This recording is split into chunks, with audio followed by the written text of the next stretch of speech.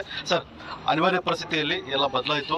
ನಾವು ನಿರೀಕ್ಷೆ ಮಾಡಲು ಸ್ಪರ್ಧೆ ಮಾಡಿದೆ ಸರ್. ಈ ವಾತಾವರಣ ಹೇಗಿದೆ?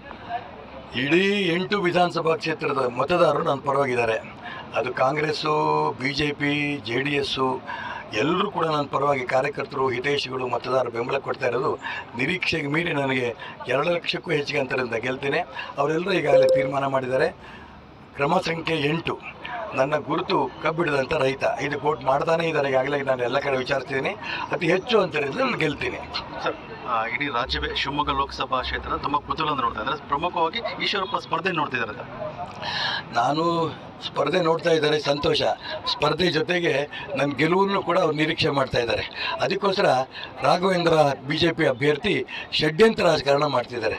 ಅವರು ನನ್ನ ಪರವ ಪ್ರಚಾರ ಮಾಡ್ತಿದ್ದಾರೆ, ಅನಂತ ಅಪಪ್ರಚಾರಗಳನ್ನು ಮಾಡಿ ಆ ಷಡ್ಯಂತ್ರಕ್ಕೆ ಜನನೇ ಉತ್ತರ ಕೊಡ್ತಾರೆ.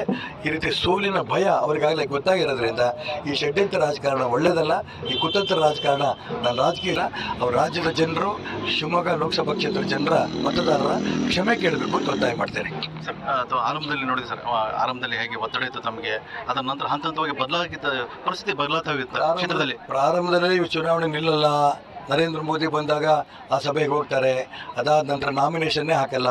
ನಾಮಿನೇಷನ್ ಅಭೂತಪೂರ್ವ ಆದ ನಂತರ ಇವರು ವಾಪಸ್ ತೊಗೊಳಲ್ಲ ಅಂತಂದರೆ ಇವಾಗ ಈ ಷಡ್ಯಂತ್ರ ರಾಜಕಾರಣ ಮಾಡ್ತಾ ಇದ್ದಾರೆ. ಈ ಈಶ್ವರಪ್ಪ ರಾಘವೇಂದ್ರ ಪರ ಪ್ರಚಾರ ಮಾಡ್ತಿದ್ದಾರೆ ಅಂತ ಅಪಪ್ರಚಾರಗಳು ಮಾಡಿ ಜನರದ ಚೀತು ಅನ್ಸ್ಕೋತಾ ಇದ್ದಾರೆ.